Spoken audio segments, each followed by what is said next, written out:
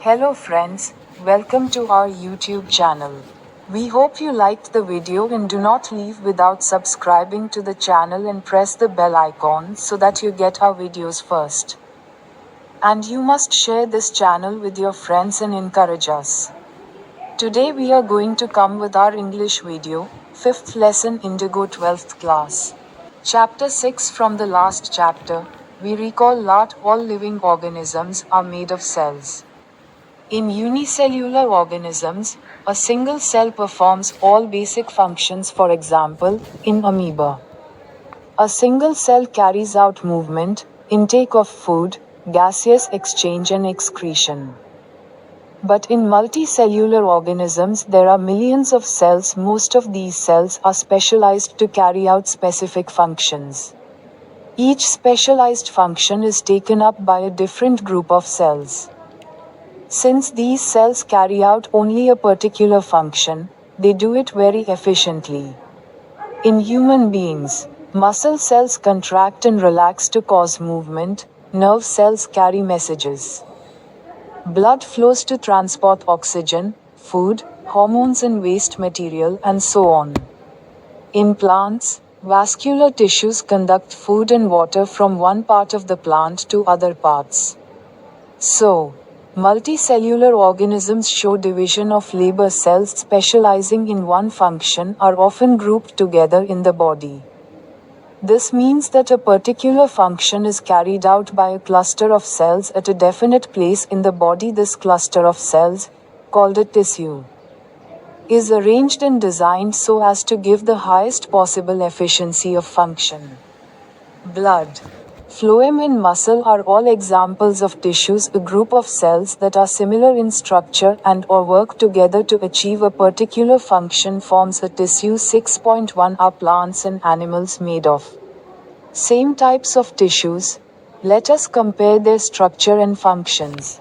Do plants and animals have the same structure? Do they both perform similar functions? अध्याय 6 पिछले अध्याय से हमें याद आता है कि सभी जीवित जीव कोशिकाओं से बने होते हैं।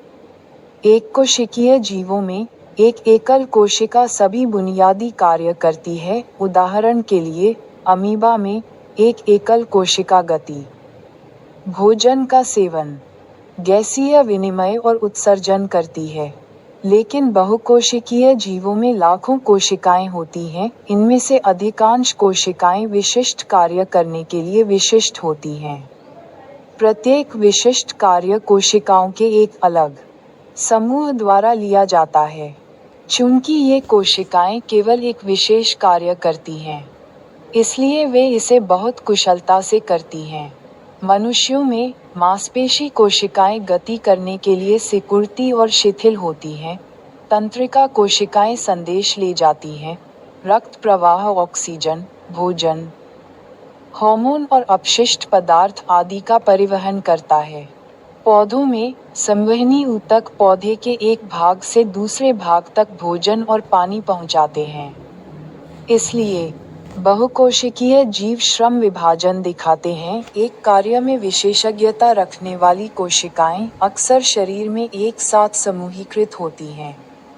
इसका मतलब है कि शरीर में एक निश्चित स्थान पर कोशिकाओं के एक समूह द्वारा एक विशेष कार्य किया जाता है।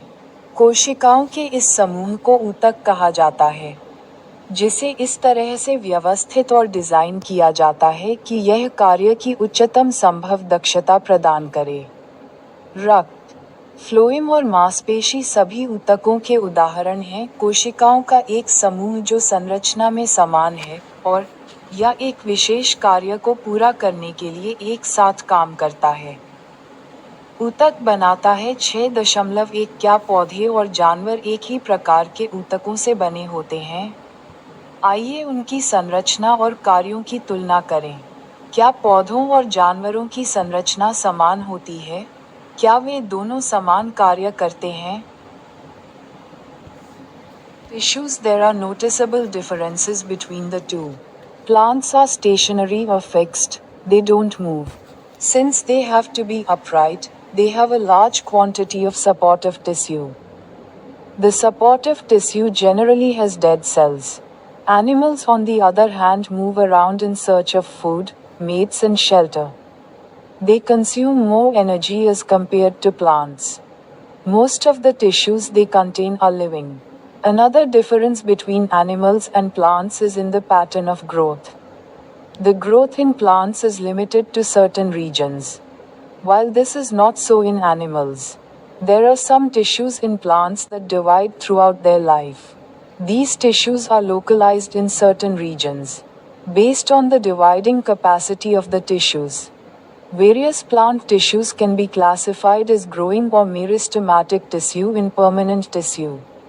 Cell growth in animals is more uniform. So, there is no such demarcation of dividing and non-dividing regions in animals.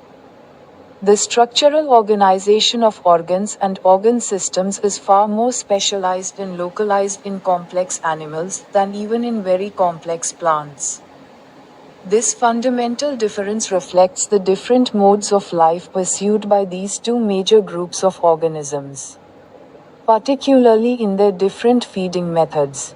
Also, they are differently adapted for a sedentary existence on one hand, plants, and active locomotion on the other, animals, contributing to this difference in organ system design.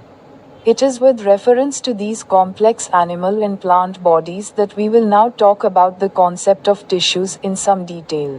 ऊतक दोनों के बीच उल्लेखनीय अंतर हैं। पौधे स्थिर या स्थिर होते हैं, वे चलते नहीं हैं, चूंकि उन्हें सीधा खड़ा होना पड़ता है। इसलिए उनके पास बड़ी मात्रा में सहायक ऊतक होते हैं। सहायक ऊतक में आमतौर पर मृत कोशिकाएं होती हैं।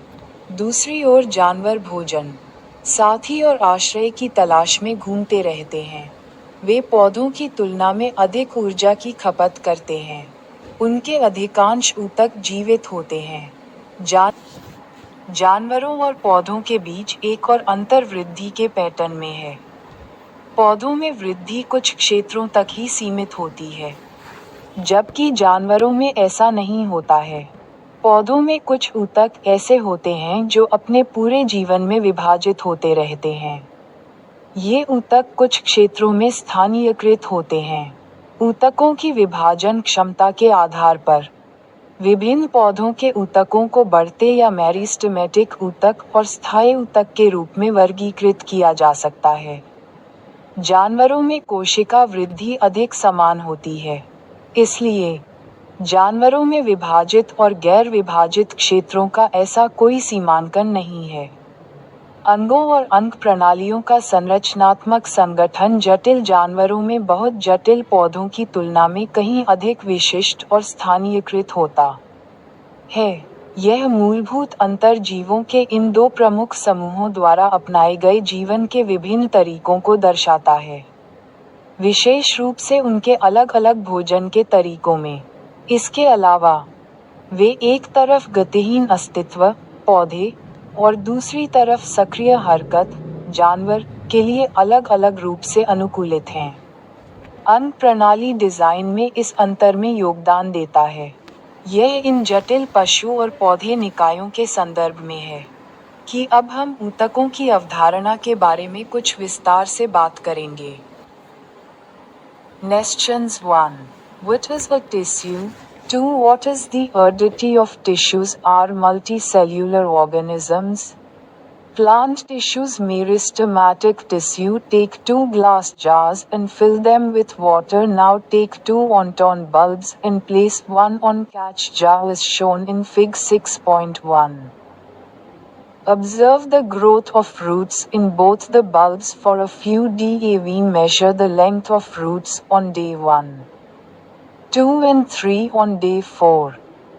Cut the root tips of the onion bulb in jar 2 by about 1 cm. After this, observe the growth of roots in both the jars and measure their lengths each day for 5 more days and record the observations in tables like the table below. From the above observation, answer the following questions. 1. Which of the two onions has longer roots?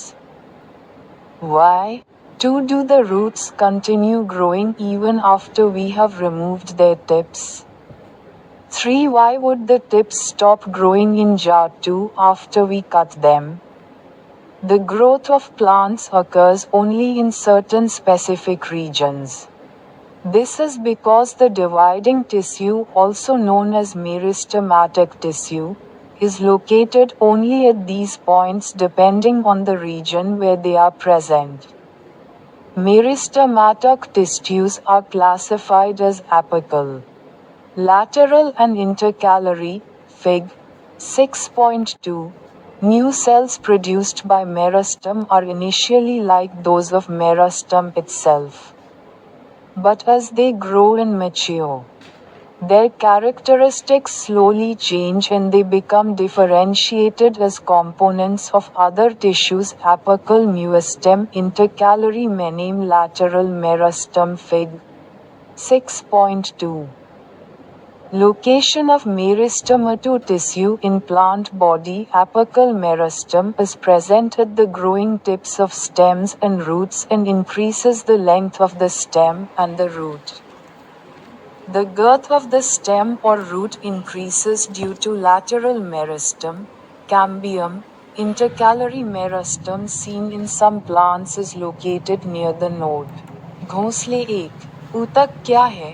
2. बहुकोशिकीय जीवों के ऊतकों की उर्वरता क्या है? पादप ऊतक, meristematic ऊतक। 2 कांच के जार लें और उन्हें पानी से भरें। अब 2 प्याज के बल्ब लें और एक को प्रत्येक जार में रखें जैसा कि चित्र 6.1 में दिखाया गया है। कुछ दिनों तक दोनों बल्बों में जड़ों की वृद्धि का निरीक्षण करें। पहले दिन जड़ों की लंबाई मापें। 2 और 3 चौथे दिन जार 2 में प्याज के बल्ब की जड़ों के सिरे को लगभग 1 सेमी काट लें।